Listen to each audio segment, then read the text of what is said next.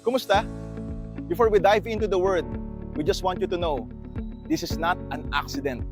God brought you here for a reason. May sasabihin siya sa'yo at may gagawin siya sa puso mo.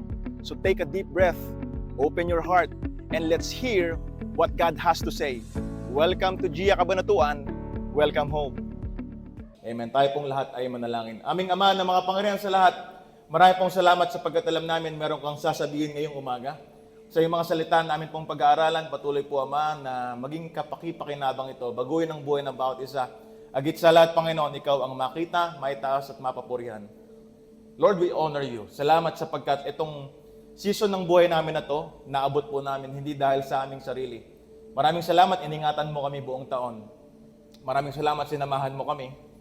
May mga pagbagsak, may mga pagkukulang, may mga unexpected situation na kinaharap. May problema sa pamilya, may problema personal, may problema sa negosyo, may problema sa pag-aaral. Marami kaming problema pinagdaanan. Pero maraming salamat sapagkat sinamahan mo kami.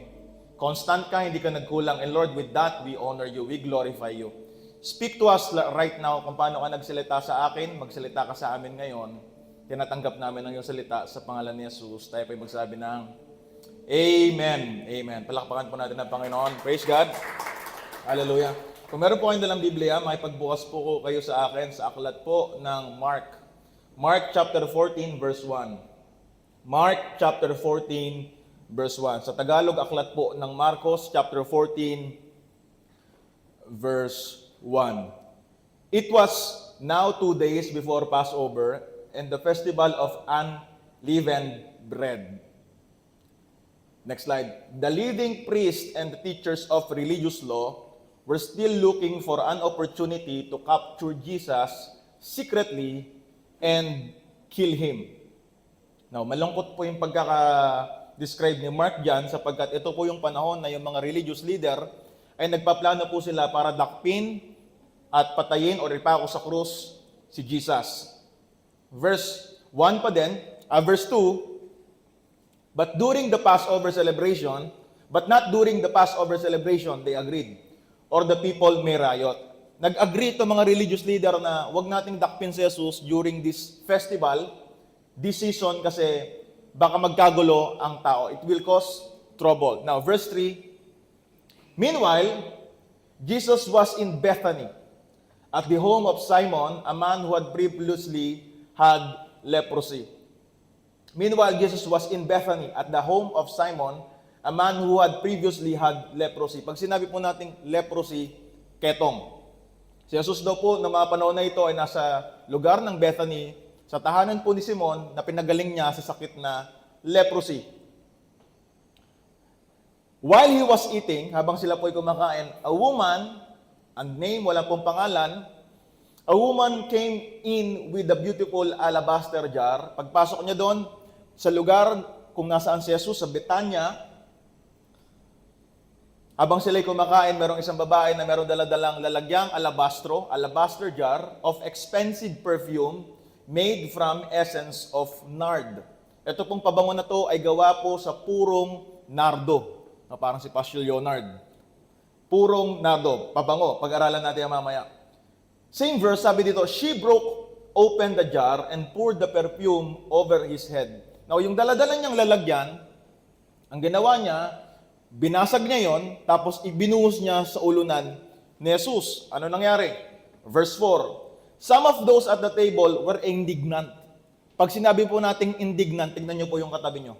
Pag napikon kayo, tignan niyo po yung katabi niyo. Yung katabi niyo, pag napikon kayo, meron kayong naramdaman na indignant, annoyance, nakakainis.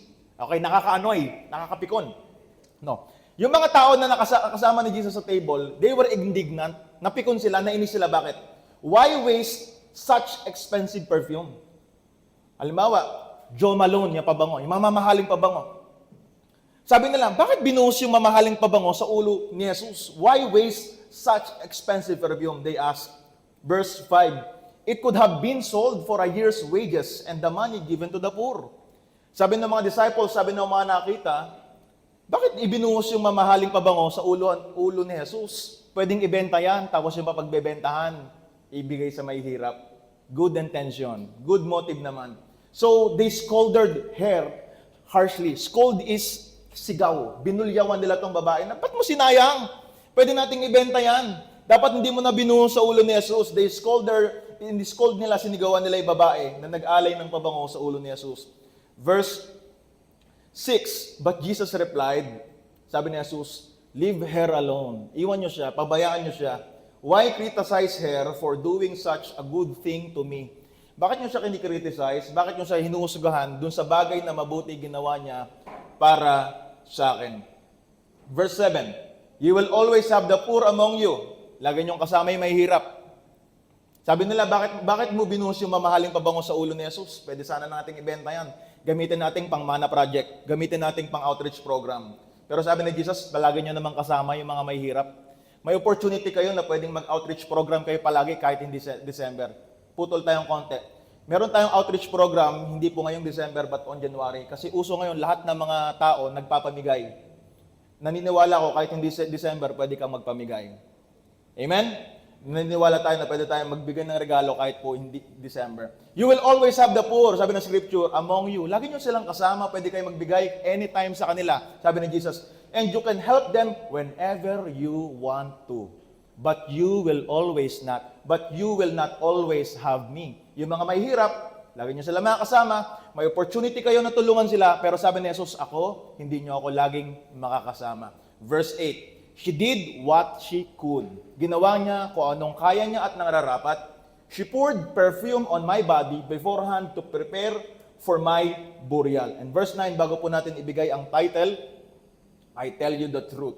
Wherever the good news is preached throughout the world, this woman's deed will be remembered and discussed. Yung ginawa ng babae noon, sabi ni Jesus, kung ano man yung ginawa niya, ang ginagawa at kung kailanman ipipreach yung gospel o yung mabuting balita, aalalahanin yan at paulit-ulitin niyang sasabihin. At up until now, yung ginawa ng babae ay pinag-uusapan po natin ngayon. Yung sinabi ni Jesus ay nangyayari po ngayon. We remember and we will now discuss and we will preach dun sa natatanging pagkakataon sa scripture na yung isang mamahaling pabango ay inialay kay Jesus. Pinamagatan po natin yung message ngayong umaga, the gift of love. Sabihin po natin, the gift of love. Yeah. Last Sunday, we talked about this is love. Sabi natin, ang pag-ibig, hindi ikaw ang nagsimula, ang pag-ibig ay ang Diyos. God is love. Ibig sabihin, ang pag-ibig ay nag-originate, nag-initiate ang ating Panginoon. Naintindihan natin na yung pag-ibig pala ay hindi galing sa atin. Wala ka pang ginagawa, minahal ka na ng Diyos. Kasi meron na siyang ginawa para sa iyo at para sa akin. Pero alam niyo po ba, isa sa pinakamahirap na i-give up? Alam niyo po, isa sa pinakamahirap na i-give up ay hindi po pera, hindi oras, hindi po energy. Alam niyo po, isa sa pinakamahirap na isuko, control. Yung pakiramdam na ito yung hawak ko, ito yung safety ko, ito yung ipon ko, ito yung pangalan ko, ito yung pangarap ko, ito yung backup ko. Alam niyo po, yung binasa nating text is a very important scenario sa buhay po ni Jesus at ng mga disciples. Kasi po, noong mga panahon na to, ito po yung time na sineselebrate po nila yung Passover o yung pista po ng Paskwa.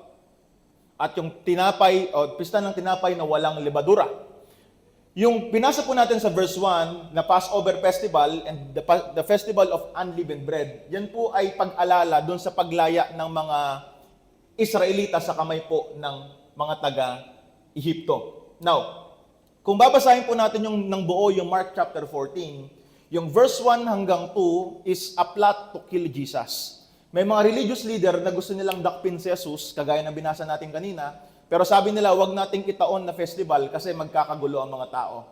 Yung verse 3 hanggang 9, diyan po yung binasa nating main text na kung saan, ito pong isang babae, unnamed siya sa Gospel of Mark, wala siyang pangalan, nag-alay siya ng mamahaling pabango kay Jesus. At kung itutuloy po natin ang basa mula verse 10 hanggang 11, it's all about kay Judas na nag-agree na i-betray si Jesus. Now, yung nangyari po na ito is very important kasi kagaya po nung binasa natin, meron po siyang hawak-hawak na mamahaling pabango. Now, to illustrate that further, nagtingin ako sa Pinterest, ano yung pinakamalapit na image pagdating sa alabaster jar? At ito, yung lumabas. Now, Yung jar, mamahalin, ang tawag dun sa jar ay alabaster, pero mahal na yung lalagyan, pero hindi lang importante yung lalagyan. Ang importante ay yung laman niyan, sapagkat yung laman niyan is a pure nard ointment. Yung pong pure nard ointment nung panahon ho nila is mamahalin. Tinuturing po yan, ang value nung pabango na inialay ng babae ay 1 taong sweldo. In their time, that's 300 dinari. Sa panahon po natin ngayon, at least 50 million pesos. Kung i-convert po sa panahon natin ngayon. Kaya yung mga disciples, nagtataka sila, bakit mo inalay yung mahaling pabango kay Jesus? Pwede naman nating ibenta yan. At yung mapagbebentahan yan, ay papamahagi natin sa may hirap. Maganda yung intention, maganda yung motive, pero tignan po natin ano sinasabi ng Scripture. Alam niyo po, lahat po tayo, kagaya po nung binasa natin, meron po tayong alabaster jar. Okay, meron po tayong hawak-hawak na jar sa ating buhay. Hindi man siya pabango, pero meron po tayong iniingatan. Meron tayong pangarap, meron tayong reputasyon, meron tayong ipon, meron tayong relasyon, meron tayong plano, meron tayong comfort zone, or maybe yung ating alabaster jar ay yung ating sarili. Kaya ang tanong po natin ngayong December 21, ang last Sunday last Sunday ng ating in-person for the year 2025, ang tanong ay, yung hawak ba natin, kay Jesus ba yan o sa atin? Kasi ang totoong pagsamba ay hindi po na-prove the way kung paano ako kumanta. Yung totoong worship, kung gusto niyo pong mag-worship ng totoo sa ating Panginoon, it's not proven the way we sing, on what we sing. Hindi po yan kung paano ka kumanta at magtaas ng kamay. But worship is proven dun sa mga pagkakataon na kung ano yung willing kang isuko at i-break sa ating Panginoon. Amen. Nandyan pa po ba kayo mga kapatid? Amen. Now, very important na maintindihan natin ito sapagkat alam natin na meron pong sasabihin ang ating Panginoon. Basahin natin ang verse 3. Balikan po natin yung verse 3 kanina. Sabi dito, she opened the jar and poured the perfume over his head. Sabi nga po natin, broke. Okay, broke. Tingnan nyo nga po yung katabi nyo, broke na. Walang pera. Hallelujah. Magpapasko na, pastor. Naubos na ang 13 month, wala pang 13 hours. Hallelujah. Dumaan. At least may dumaang bonus. No? Sana all. Sana all may dumaang bonus.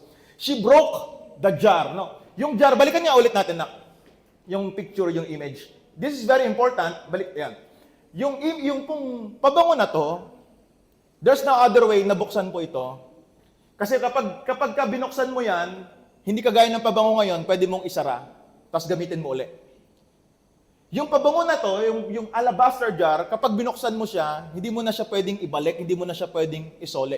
Meant ang alabaster jar na gamitin lang ng isang beses. Meant ang nard perfume na gamitin lang ng isang beses. Ibig sabihin, dahil sobrang costly niya, sobrang mahal niya, pag binuksan mo, halimbawa, binuksan mo siya, hindi mo na yan pwedeng isole. Parang toothbrush. Nagtutoothbrush, tignan nyo nga po kadami nyo, mouth check, ngipin check, nagtoothbrush ko kaya. Diba, wala pa akong kakilala na bumili ng toothbrush, tinry niya, ate, pabiling toothbrush. Pag uwi niya, ate, susuli ko yung toothbrush, bakit? Hindi nakakalinis eh. Walang ganon.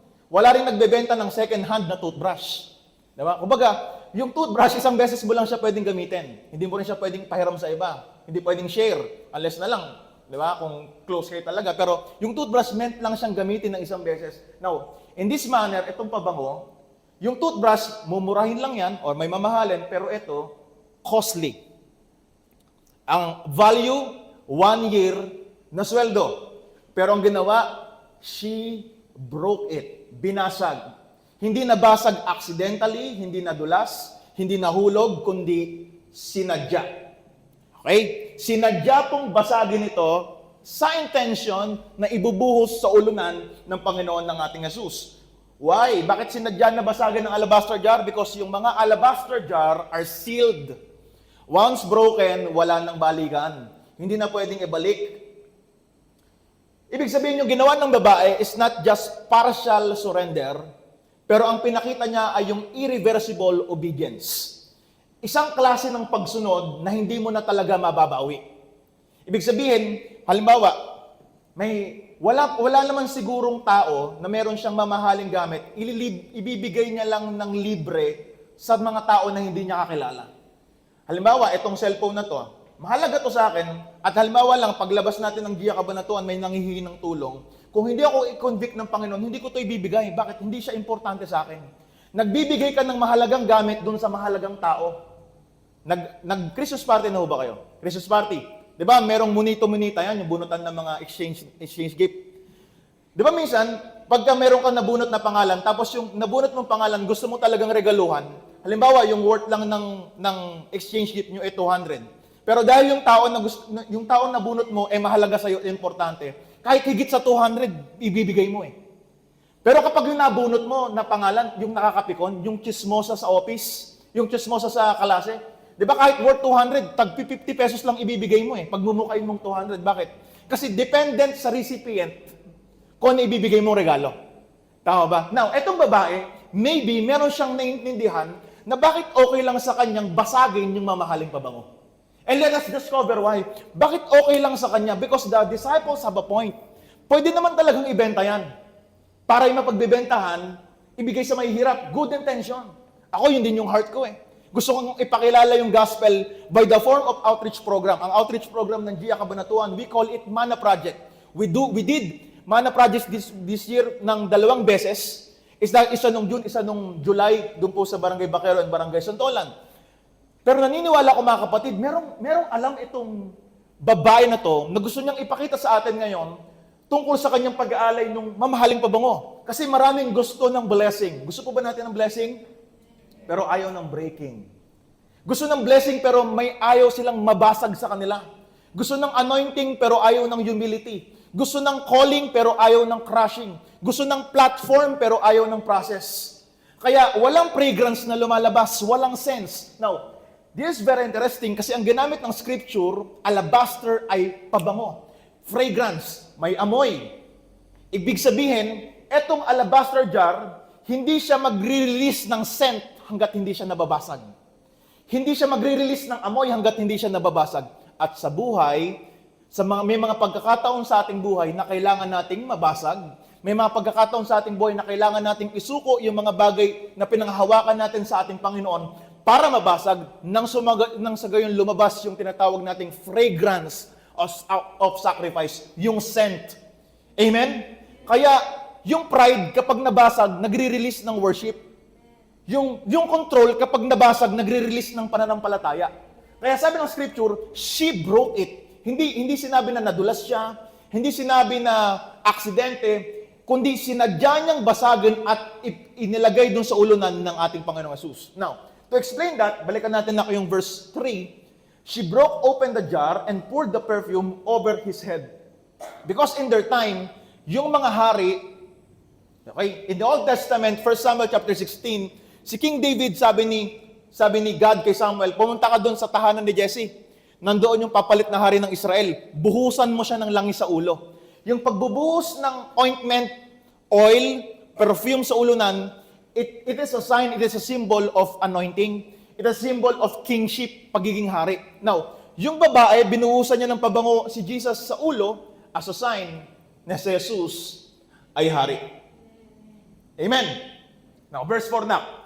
Pagdating ng verse 4, pagkabuhos ng pabango, okay, binuhos yung pabango, yung mga kasama ni Jesus sa table were indignant. Naasar sila. Naanoy sila. Hindi nila maintindihan. Bakit? Sabi, why waste such expensive perfume? They asked. Sabi niya po natin, waste. Ibig sabihin, bakit mo sinayang?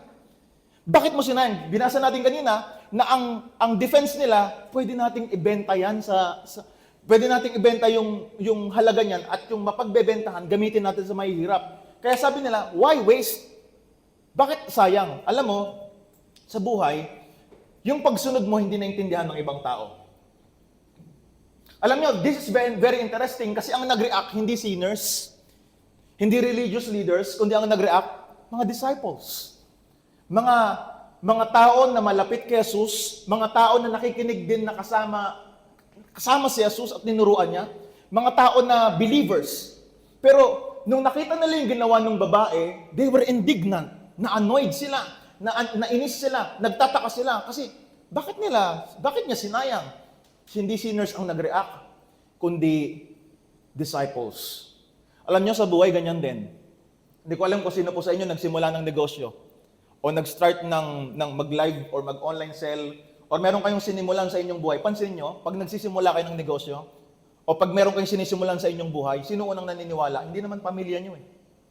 Sino unang naniniwala at bumibili ng produkto niyo? Hindi naman yung mga taong malapit sa inyo eh. Di ba yung mga hindi niyo kakilala, sila pa yung unang sumusuporta? Tapos kapag nagtatagumpay ka na, doon sila magka-congratulate. Ganito rin yung nangyari dito.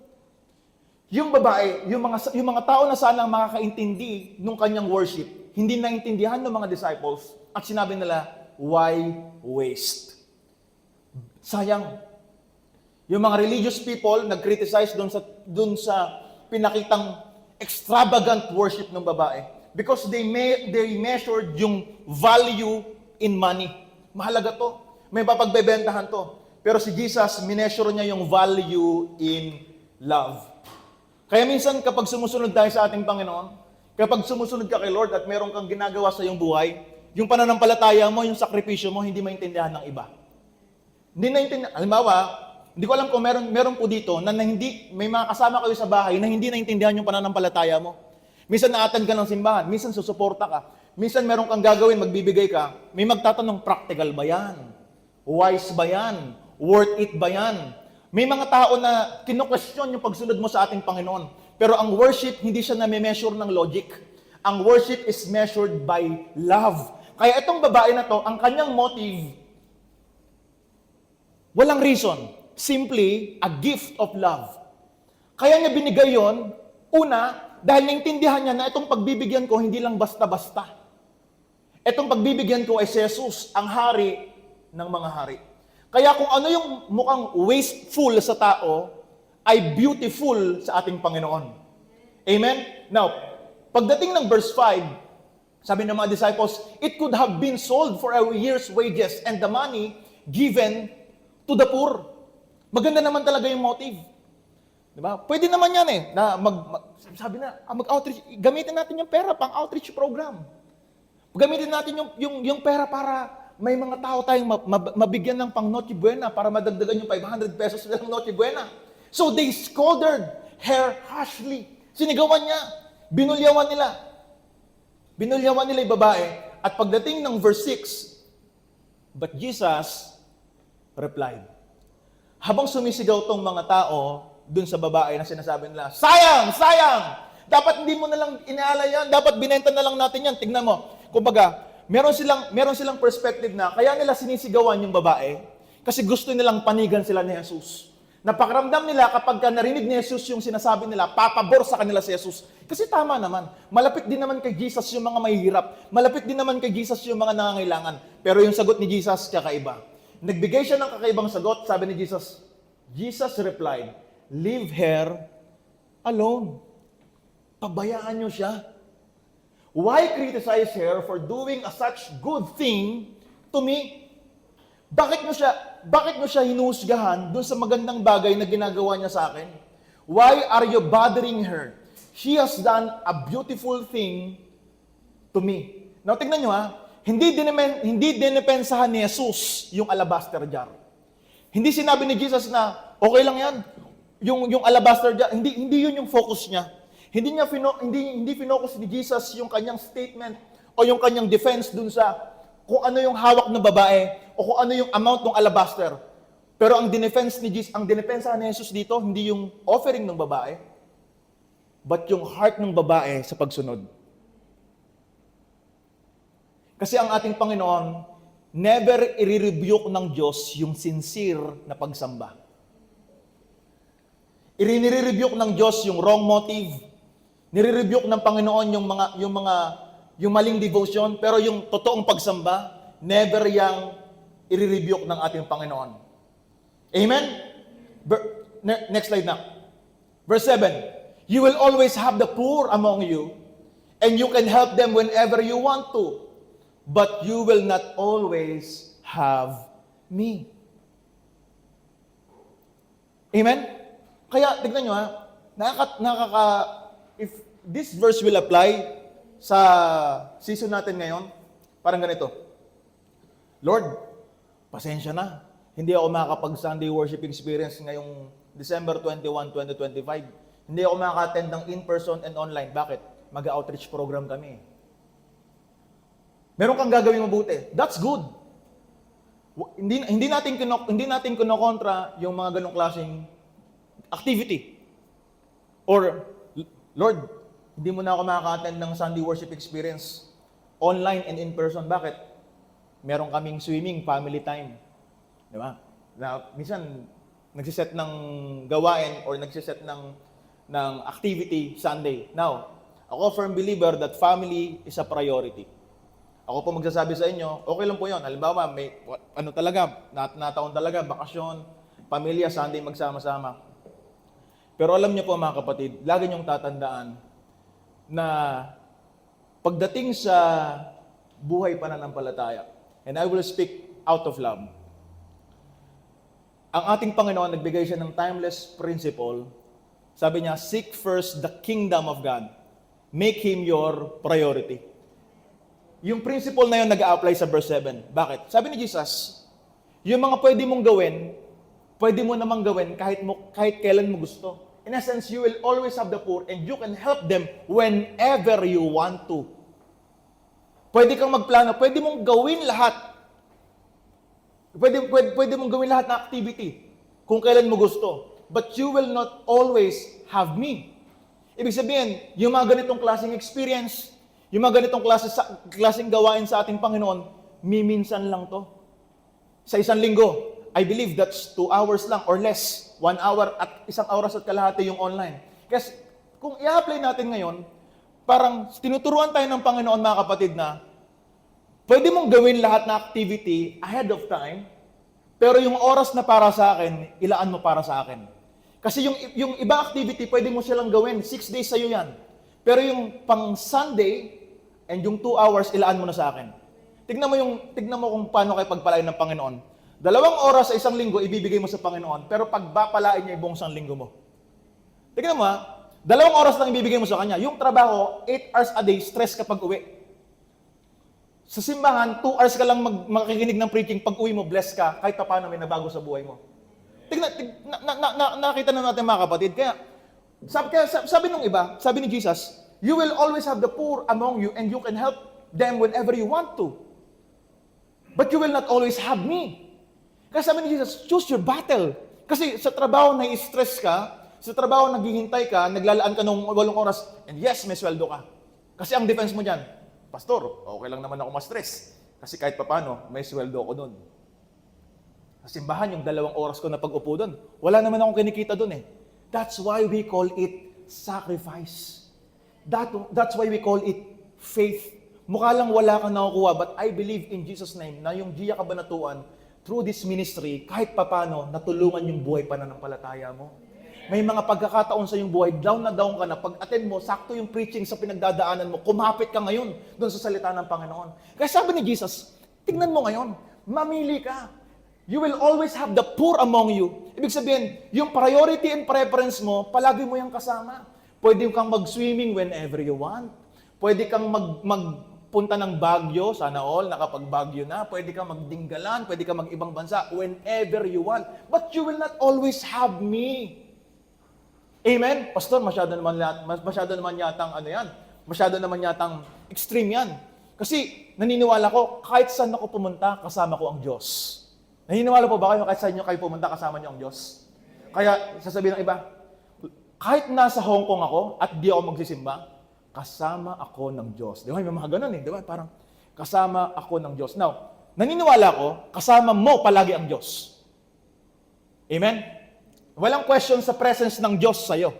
Kasi naniniwala ko, dahil lagi mong kasama ang Panginoon, iingatan ka niya, sasamahan ka niya. Now, question. Dahil lagi mong kasama ang Panginoon, di dapat yung buhay mo nagre-reflect ayon kung sino ang Diyos. Tama ba? Kaya, pinag-aralan natin last Sunday, naalala ninyo, madali lang natin madidistinguish kung yung isang tao ay na kay Jesus. Tignan nyo kung paano siya magmahal. Hindi sinabi ng scripture na tignan nyo kung paano siya mag-articulate ng verse. Hindi sinabi ng scripture, tignan nyo kung paano siya magbigay. That's a reflection ng love. Pero tignan nyo kung paano siya magmahal. Kaya, mga kapatid, kung meron talaga tayong pagmamahal sa ating Panginoon, it's very important to make God your priority. Amen? Kasi, pwede niyong sabihin na, minsan lang naman to eh. Now, kahit na nasa ibang lugar ka, meron tayong online worship experience, meron tayong YouTube, yun yung reason po natin, kaya tayo naglagay ng mga content natin online para kahit wala ka dito, mataon man, wala ka ngayong dahilan na hindi maka-attend. Kasi in person and online, nandun yung salita ng Panginoon. Amen? Sa iyo masayang katabi mo, para sa iyo yata yun na. Hallelujah. Hallelujah. Next slide. Verse 8. She did what she could. Ginawa niya, yung what she could kasi is a phrase that pertains to, ginawa niya yung kaya niya, ginawa niya rin yung dapat. Okay, yan yung ibig sabihin ng she did what she could. Ginawa niya yung kaya niya, ginawa niya yung dapat. Now, question. Sa paglilingkod mo ba sa Panginoon, o nitong buong taon na naglilingkod ka sa Lord o umaten ka sa Gia Kabanatuan, dalawang bagay. Ginawa mo ba yung kaya mo? Pangalawa, ginawa mo ba yung dapat? Etong babae, she did what she could. Now, yung alabaster jar, hindi ko na-mention kanina, yung alabaster jar, nanggagaling yan, dalawang reason yung pwedeng dahilan kung bakit merong alabaster jar etong babae. Una, pinamana sa kanya. Okay? Ibig sabihin, naipasa through generation kasi dahil mamahaling pabango yan, naipapamana, mamahalin. Pangalawa, nakuha niya trade. Ibinenta sa kanya. Okay? Ibig sabihin, etong pabango, mahal, importante sa kanya, pwedeng life savings niya, pwedeng ipapamana niya rin sa next generation, pero nung nakita niya si Jesus, teka lang. Parang mas mahalaga si Jesus kaysa dun sa mga plano ko. Na nag-trigger dun sa babae na, okay lang ialay, etong mahalaga sa akin, basta si Jesus ang tatanggap. She did what she could. Question. Ano yung dapat at kaya mong gawin para sa ating Panginoon na up until now, napipigilan kang gawin? Ano yung dapat at kaya mong gawin sa ating Panginoon? Na up until now, napipigilan tayo na gawin para sa ating Diyos. She poured perfume on my body, sabi po dito, beforehand, to prepare me for burial. Kasi etong babae, meron siyang naintindihan na hindi naintindihan ng mga disciples. Si Jesus, if you're a Bible reader, madalas niyang tinuturo yung tungkol sa kanyang dun sa kanyang pagkamatay at muling pagkabuhay. Kaya naintindihan ng babae, yung cross, yung sacrifice, yung moment.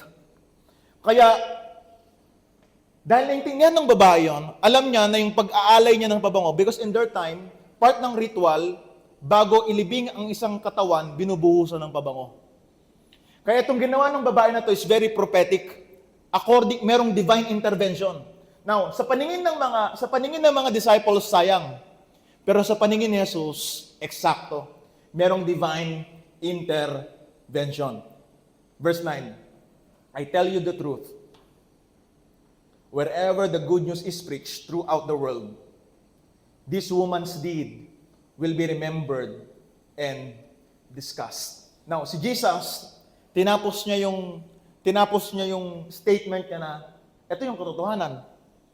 Every time na ipipreach ito, maaalala yung ginawa ng babae at naalala natin up until now. Yung scent ng kanyang sacrifice nakarating hanggang ngayong 2025, hanggang sa generation natin ngayon. Now, alam niyo itong babae na to, wala siyang recorded name sa Book of Mark. Hindi sinabi kung sino siya, but in John chapter 12 verse 1, sinabi yan na siya si Mary, kapatid ni Martha, kapatid ni Lazarus. And if you're a Bible reader, John chapter 12 ay pagkatapos ng, bago mag-12, ano po muna? 11, what a revelation. And John chapter 11, it's all about Jesus binuhay si Lazarus. This is very interesting. Si Lazarus, 3 araw ng patay, pero nabuhay na muli ng ating Panginoon. Naggawa siya ng miracle. One-time miracle yan. Now, noong mga panahon na to, kaya binuhay ni Jesus si Lazarus kasi gustong ipakita ni Jesus sa mga disciples na yung sinasabi ko, kaya kong gawin because I am the resurrection. Gumawa siya ng miracle. Now, pagdating ng chapter 12 ng John, sabi ng scripture, si Mary, na kapatid ni Lazarus, ay nag-break ng alabaster. Itong unnamed woman sa Mark 14 is si Mary, kapatid ni Martha. Si Martha, naalala niyo story? Si Martha, talker. Si Mary, doer. Kaya nung nakita niya si Jesus, hindi niya tinignan yung worth nung hawak niya. Hindi niya tinignan yung worth ng hawak niya. Tinignan niya na worthy yung pagbibigyan niya. Alam niyo ba mga kapatid, gusto niyo po bang gusto niyo po bang maintindihan kung ano ibig sabihin ng sakripisyo?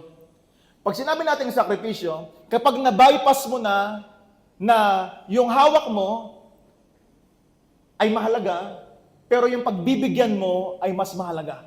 Kapag hindi mo tinitignan na worthy yung hawak mo, hindi mo tinitignan kung ano yung worth ng hawak mo, but tinitignan mo kung ano yung worth ng iyong pagbibigyan. Amen? Kaya yung itong babae, she has no recorded name, pero nagkaroon siya ng eternal legacy na up until now, pinag-uusapan po natin. Alam nyo mga kapatid, marami sa atin naging biktima na kailangan nating ma-recognize. Ako, ganyan po ako dati. Pakiramdam ko, recognition, kapag na-recognize, kapag napasalamatan, kapag tinawag, kapag nakikita yung effort, mahalaga sa langit. Now, with this story, dito ko naintindihan na hindi lahat ng sakripisyo kailangan mong sabihin.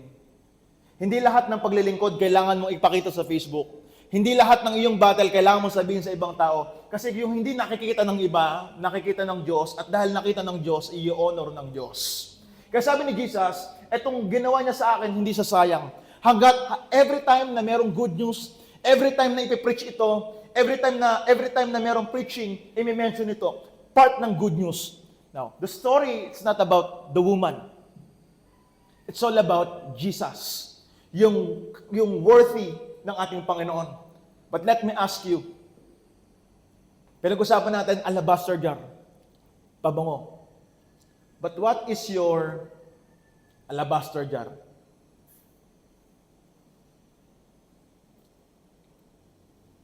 Ano yung bagay na mahalaga sa iyo ngayon? Pride? Control?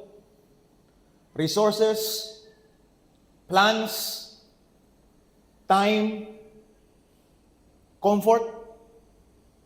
Siya literal na mamahaling pabango. Pero maybe ikaw meron ding mahalaga sa'yo. Mahalaga sa'yo yung pride. Mahalaga sa'yo yung iyong control. Mahalaga sa'yo yung iyong resources. Mahalaga sa'yo yung iyong mga plano. Mahalaga sa'yo yung iyong comfort. Mahalaga sa'yo yung iyong oras. But what is your alabaster jar? What is something that is valuable to you? Ano yung mahalaga sa'yo? Na up until now, hawak natin at hindi natin kayang isuko sa ating Panginoon. Now, yung sacrifice niya, tignan nyo yung sacrifice niya, up until now, nagkaroon ng impact. And I wonder, yung sacrifice kaya natin, sino kaya yung mga tao na pwedeng maabot at matulungan? This ministry, nag-i-exist ang Gia Kabanatuan because of Jesus. Jesus alone. Dahil ang ating Panginoon ay buhay. Amen? And isa sa pinaka-pinagpapasalamat ko sa Panginoon ngayong taon, ay bukod sa ating Panginoon, merong kagaya ninyo na nandito sa community ng Gia Kabanatuan. Because you can be wherever you want to. Pwede nga nasa bahay lang kayo Pero bakit nag-e-effort kayo, nagsasacrifice kayo pumunta dito sa simbahan? Kasi mahal niyo ang Panginoon. Palakpakan natin ang Panginoon sa buhay po ninyo. Now, I want to encourage you na huwag kayong mag-stick doon na, Lord, okay na ako na a-attend ng church, mag-worship, kakanta, magko-connect group, uuwi. Now, I want to encourage you and let's end this year strong. Take your faith to the next level. May maisasagad pa kayo. May maisasagad pa tayo. Ano ibig sabihin ng pastor? Now, pag sinabi kasi nating worship, it is not just you saying I love you to Jesus. Na Lord, mahal kita. Hindi yun yung pagsamba. Pag sinabi nating pagsamba, Lord, nagtitiwala ako sa iyo, I trust you enough to let this go. Ano yung meron ka ngayon? Ano yung alabaster jar mo? Pride? For so long ba inalagaan niyo ba yung pride? Meron ba kayong tao sa inyong buhay na up until now, hindi palagay yung loob ninyo, hindi niyo makausap, iniiwasan ninyo? Control? You want control over your life? Pinanghawakan mo yung verse na trust the Lord with all your heart, pero ikaw pa rin naman ang nasusunod. Resources? Mas mahalaga ba yung meron ka kesa dun sa Kanya? Plano? Meron bang hindi natupad na plano ngayong taon at nasasaktan ka? Sapagkat akala mo ibibigay, hindi nakuha, pero napagdududahan natin ng ating Panginoon. What is your alabaster jar? Time. You think your time is so precious. Now, gusto ko pong sabihin sa inyo, mayaman o mahirap, ano man ang estado sa buhay, 24 oras yan sa isang araw. Hindi porke mayaman, mas maraming oras. Lahat tayo niregaluhan ng Panginoon, 24 hours, isang araw. Nagva-matter na lang kung paano natin i-manage yung oras na meron tayo. Comfort. Mga kapatid, itong babae, nagkaroon siya ng sacrifice. Meron siyang itinodo sa ating Panginoon. Meron siyang binasag. And because of that, up until now, yung kanyang sakripisyo ay nagkaroon ng bunga. Ngayon, ano yung dapat nating basagin sa ating Panginoon? Ano yung dapat nating ialay sa ating Panginoon? Meron ba kayong hawak ngayon na plano? Pride, plans, resources, time. I don't know yung jar na meron ka. I don't know the value na meron ka. I don't know yung pangarap na meron ka. Pero naniniwala ako mga kapatid, yung meron ka na mahalaga sa iyo, kapag ipinagkatiwala mo sa kamay ng Diyos, mas lalo niyang iingatan. Sa kamay mo, kapag ikaw lang may hawak, may risk na mawala yan. Relationship.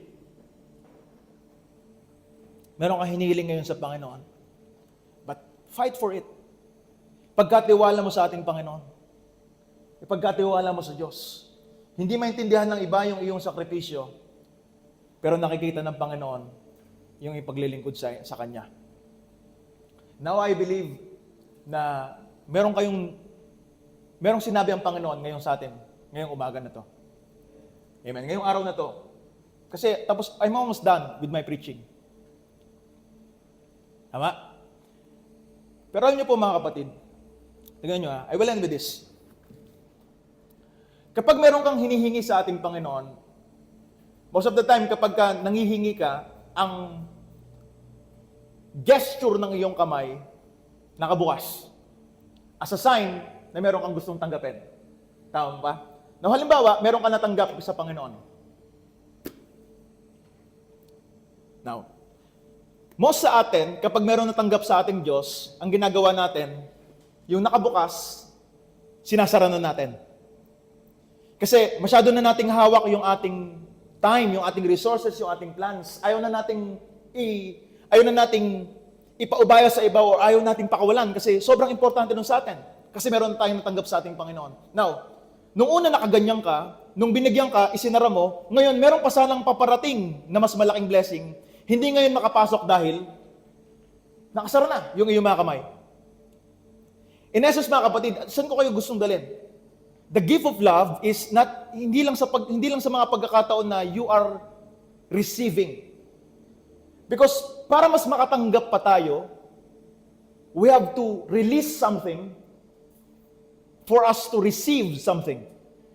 Ibig sabihin, hindi ka makakatanggap kung sarado ang iyong mga kamay, kung hindi bukas ang iyong puso, kung hindi bukas ang iyong pananampalataya.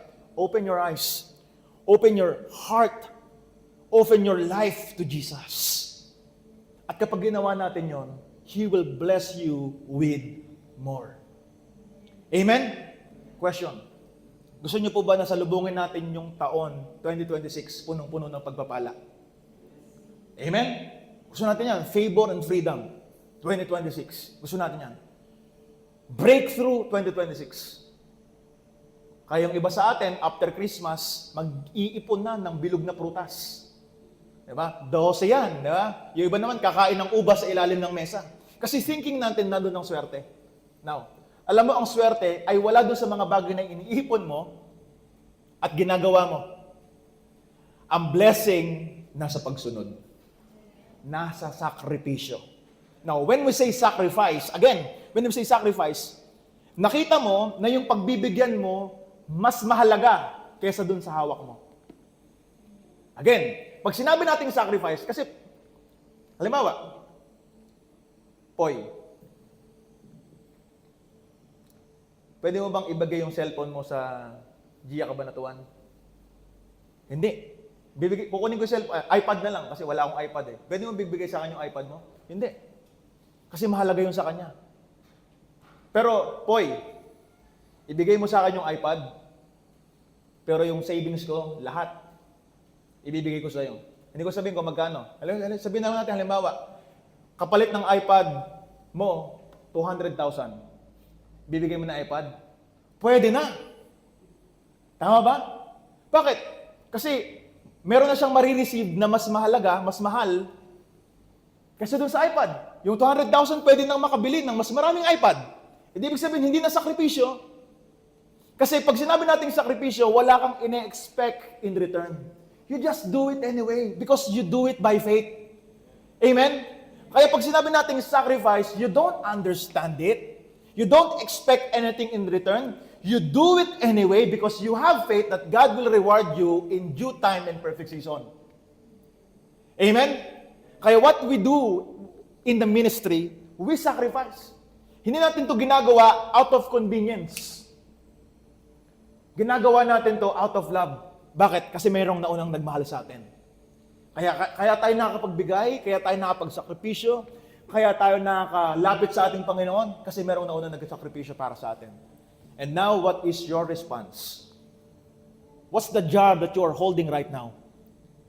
Ano yung alabaster jar na sobrang mahalaga sa'yo, na hindi mo maisuko sa paanan ng Panginoon, na sinasabi ng Panginoon, i-break mo sa akin, i-release natin yung fragrance, nang sa gayon, yung brokenness, mag-release ng breakthrough. Tayo pong lahat ay tumayo, and tayo po ay mananalangin. Every eye closed, and every head bow. Let us pray. God, we honor you, and we glorify you. Salamat, Panginoon, sa pagkatalam namin sa oras na ito. Meron kang ginawa at meron kang sinabi. Meron kang pinaunawa. Hayaan mo, Panginoon, na bigyan mo kami ng pagkakataon na maintindihan at may sapamuhay ang mga salita. That your love, Lord, is what we truly need dito sa buhay na ito. Yung pag-ibig mo, yung kukompleto sa amin. Yung pag-ibig mo, yung yayakap sa amin. At higit sa lahat, yung pag-ibig mo, yung patuloy na